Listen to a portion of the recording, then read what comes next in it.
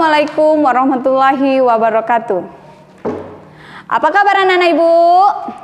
Alhamdulillah luar biasa, selalu ceria, tetap semangat, Allahu Akbar. Iya, kita hari ini akan belajar seperti biasanya. Sebelum kita belajar, ada baiknya kita berdoa dulu agar pelajaran yang kita pelajari dapat bermanfaat untuk kedepannya. Sebelum berdoa agar lebih semangat, ibu akan memimpin doa dengan lagu. Kalian mengikuti ya. Ibu jari, jari telunjuk, jari tengah yang panjang, jari manis pakai cincin, jari kelingking terkecil. Ini 1, ini 2, ini 3 dan 4. Angkat tangan sama-sama, mari kita berdoa. Ya, kita berdoa menurut kepercayaan kita masing-masing. Berdoa dimulai. Selesai. Ya, hari ini siapa yang tidak hadir? Hadir semua? Ya, alhamdulillah. Jadi bisa mengikuti pelajaran dengan maksimal ya anak-anak ibu ya. Sebelum kita masuki materi selanjutnya, ibu mau tanya. Kemarin kita belajar tentang apa? Ya, tentang iklan, tentang makanan sehat. Apa saja ciri-ciri makanan sehat? Contohnya seperti sayur, buah, dan susu. Ya, hari ini ibu mau bertanya lagi. Siapa pagi tadi yang sudah sarapan? Ya, sarapannya dengan apa nak? Ya, ada yang makan nasi, ada yang makan roti, ada yang minum susu. Nah, sekarang ibu mau tanya. Hewan apa ya yang menghasilkan susu? Iya, betul, sapi. Ibu mau tanya, siapa yang tahu organ pencernaan oleh hewan yang salah satunya sapi? Ya, hari ini kita akan belajar tentang organ pencernaan hewan. Organ pencernaan hewan.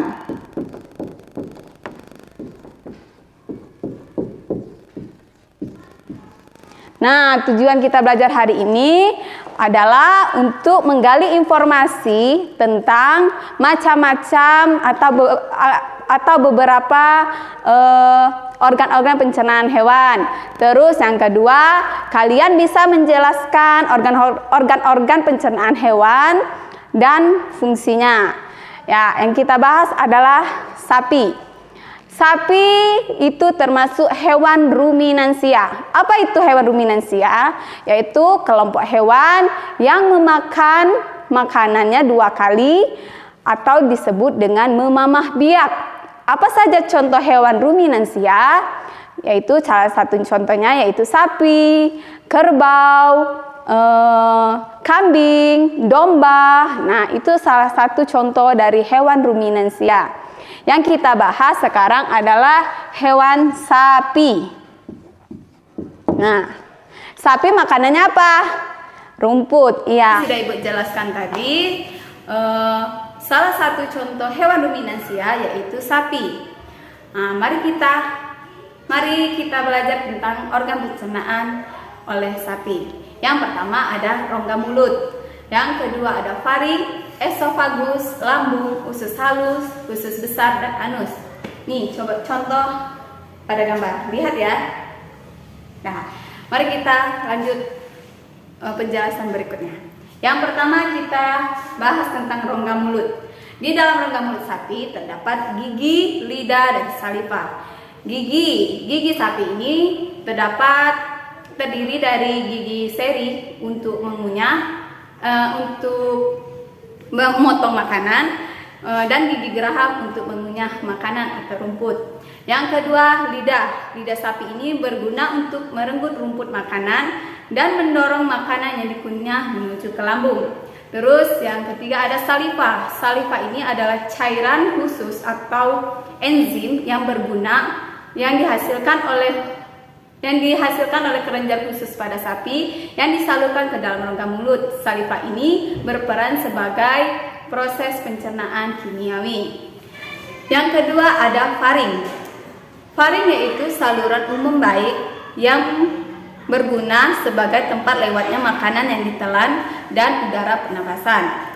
Terus yang ketiga, esofagus. Esofagus adalah saluran berotot yang merentang dari faring menuju ke lambung. Nah, di dalam lambung sapi ini terdapat 4 bagian.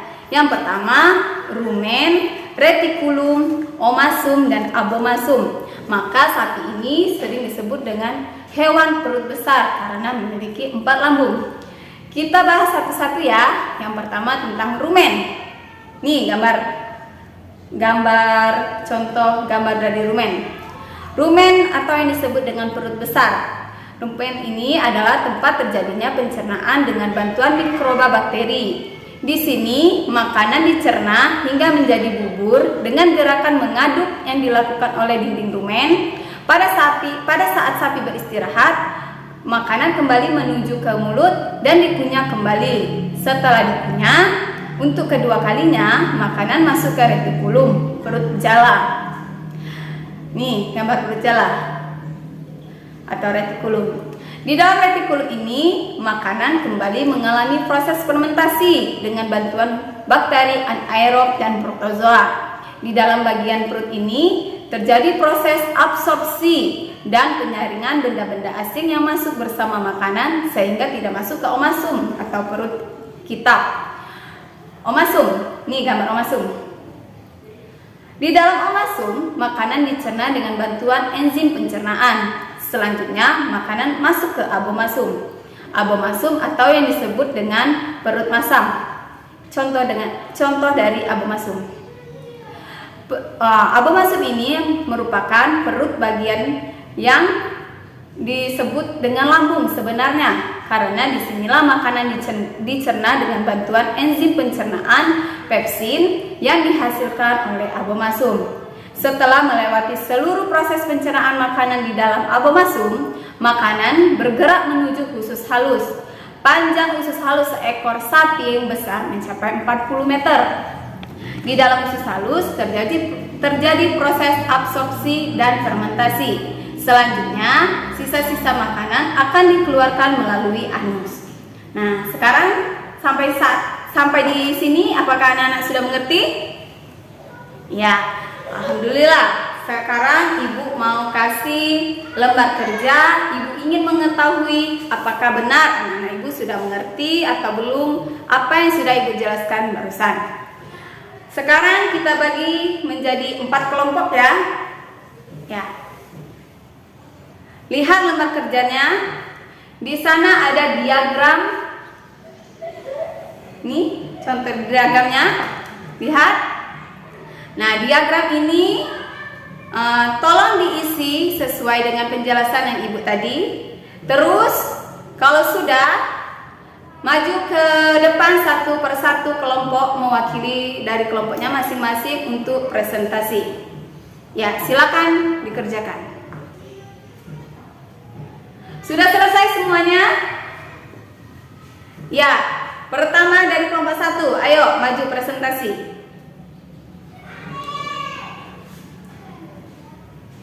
Bagaimana? Kelompok 2 dan 3 dan 4? Ya, kita beri A+. Ya, semua kelompok sudah maju.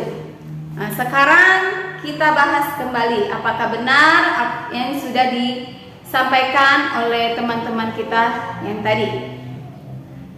Kesimpulannya yaitu organ pencernaan pada sapi yaitu terdiri dari rongga mulut, faring, esofagus, lambung yang terdiri dari 4 bagian yaitu rumen, retikulum, omasum, dan abomasum. Kemudian menuju ke usus halus, usus besar, terus ke anus. Sampai di sini apakah ada anak ibu yang ingin bertanya? Oh ya, tidak? Sudah mengerti semuanya? Ya, alhamdulillah. Semoga apa yang Ibu jelaskan pada hari ini dapat bermanfaat bagi kalian, bisa menjadi pengetahuan baru untuk kalian. Sudah Ibu akhiri. Wassalamualaikum warahmatullahi wabarakatuh.